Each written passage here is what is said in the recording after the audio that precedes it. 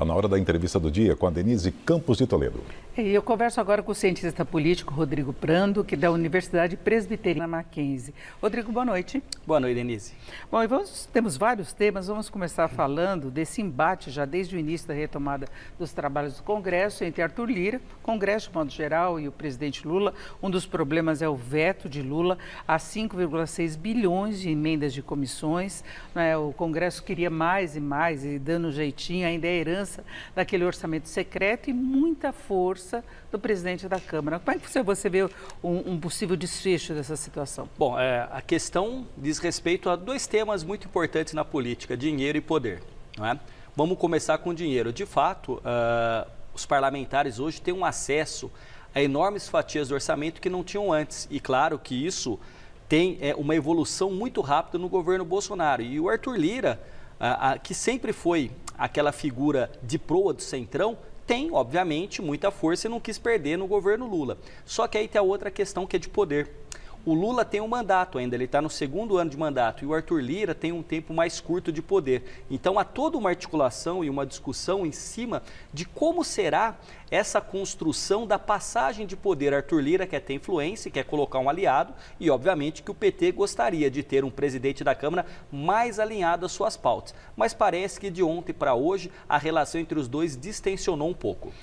Muito provavelmente Lula não vai querer encarar uma briga como aconteceu com o Dilma Rousseff na época de Eduardo Cunha, que teve essa disputa para a presidência da Câmara. O PT não tem um candidato forte que tivesse o apoio geral.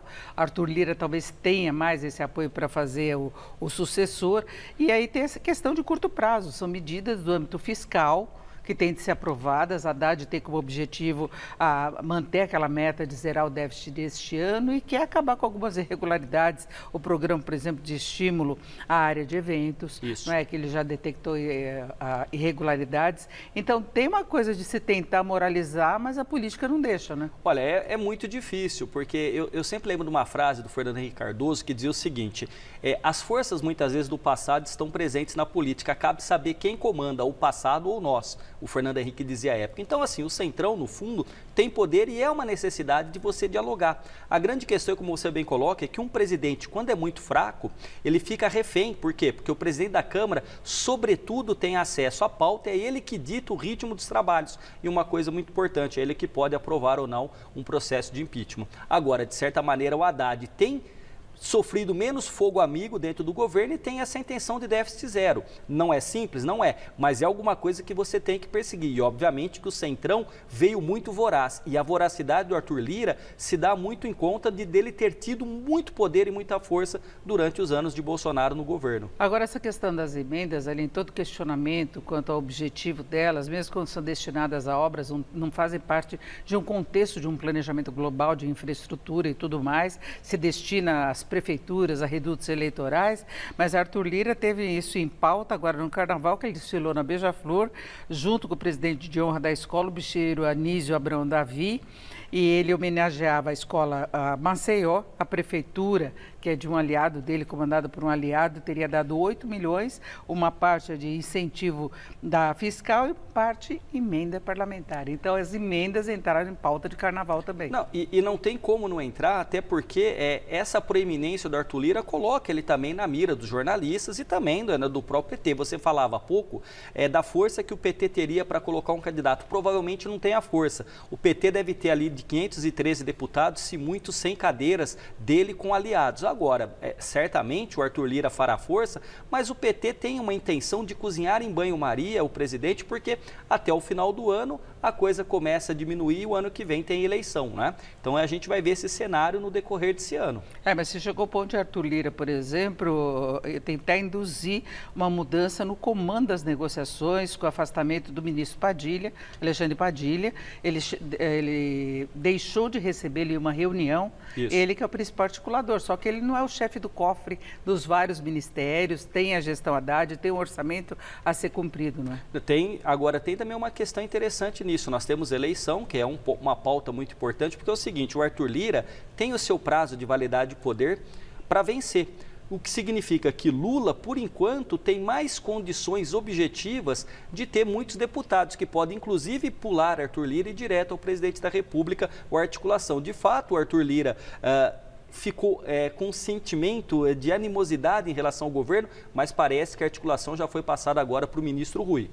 Agora, Lula tem buscado apoio em estados mais de oposição, comandados por governadores de oposição. Ele visitou São Paulo, ele foi ao Rio de Janeiro, ele foi também a Belo Horizonte, Minas Gerais. São 3 governadores de oposição, mas que tiveram um bom entendimento, porque ele foi lá para apresentar obras, concessão de recursos, para entrar no entendimento operacional, né, não colocando a questão política, a polarização em pauta. Isso pode trazer resultado nas eleições do ponto de vista do presidente Lula? Pode trazer resultados, e é aquela questão, o presidente tem um poder de atração muito grande. Por quê? Porque ele tem a caneta e ele tem recursos que, diferente das emendas parlamentares que podem ir diretamente para municípios, como você bem coloca, tem uma estruturação que passa pelo Ministério por estudos mais técnicos. Então, o presidente tem essa capacidade, e você vai lembrar de tudo aquilo que aconteceu antes do Carnaval, dos sorrisos de Tarcísio, e como ele foi, na verdade, foco durante um tempo da imprensa, quando o Tarcísio coloca uma coisa muito importante: ele não é meu inimigo, nós somos adversários. E uma questão que é muito cara ao bolsonarismo, Denise, é tornar os adversários inimigos. O Tarcísio dá um passo para se distanciar de Bolsonaro. Falando em bolsonarismo, vamos falar do ex-presidente Bolsonaro, toda a operação envolvendo da semana passada, aliados, vídeos divulgados, e Bolsonaro convocou um ato para a Avenida Paulista, aqui em São Paulo, no próximo dia 25. Ele disse que não é para os apoiadores levarem faixas, levarem cartazes, falarem contra ministros do STF, o próprio Supremo, pedido de intervenção militar. Agora ele quer dar talvez uma demonstração de força até para se blindar um pouco de todas essas operações que estão avançando para o nome dele. Qual pode ser o resultado político e em termos também de todos esses processos? Denise, as pesquisas quantitativas e qualitativas demonstram que, mesmo inelegível e com todos esses problemas na justiça, Bolsonaro é uma liderança que veio para ficar. Se vai ter uma influência na política, por exemplo, na eleição municipal, é outra coisa. Mas a grande questão é que nós temos 2 lógicas que estão ali paralelas. Uma delas é a política e a outra é a jurídica. Politicamente, o Bolsonaro colheu uma derrota, é o primeiro presidente depois do Estatuto da Reeleição que não é reeleito. Bolsonaro tornou-se inelegível, e agora, no campo jurídico, as investigações estão se afunilando e chegando na sua figura. Então, a estratégia é, de fato, colocar muita gente na Avenida Paulista para mostrar força, mas alguns dizem também que ele pode tentar provocar uma prisão, no caso de falar alguma coisa contra ministros, levando ao sentimento de perseguição a maior quantidade de bolsonaristas. Vamos ver qual vai ser essa estratégia. Por exemplo, o prefeito de São Paulo já confirmou presença no dia 25.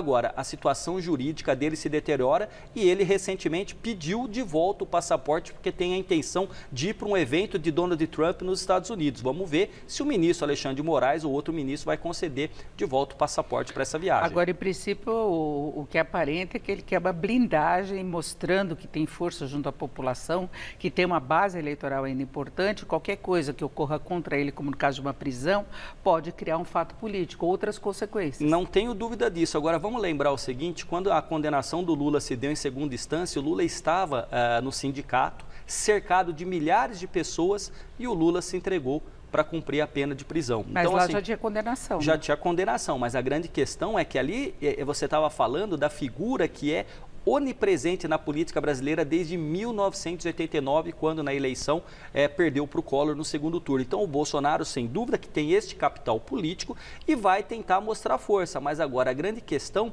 é que você tem, de um lado, a dimensão política das ruas que podem estar cheias, dos protestos que podem acontecer, do outro lado, o âmbito da justiça. O tempo da justiça e o tempo da política não são o mesmo. Quando eles coincidem, a gente pode ter fatos que podem até extravasar aquilo que se imaginava. E é ver também o quanto que os políticos querem participar dessa situação e se expor, talvez, à continuidade das investigações. Não é? Sem dúvida nenhuma. A situação do Bolsonaro se deteriora em termos jurídicos. Politicamente, como a gente já sabe, está inelegível, mas a grande questão ali é Bolsonaro e o seu entorno mais próximo, que é a família. Vamos ver como é que as investigações e o mundo político vai entender isso. Perfeito, eu agradeço muito a participação do cientista político Rodrigo Prando, que é da Universidade Presbiteriana Mackenzie. Obrigado mais uma vez. Eu que agradeço, um prazer. Boa noite. Com vocês.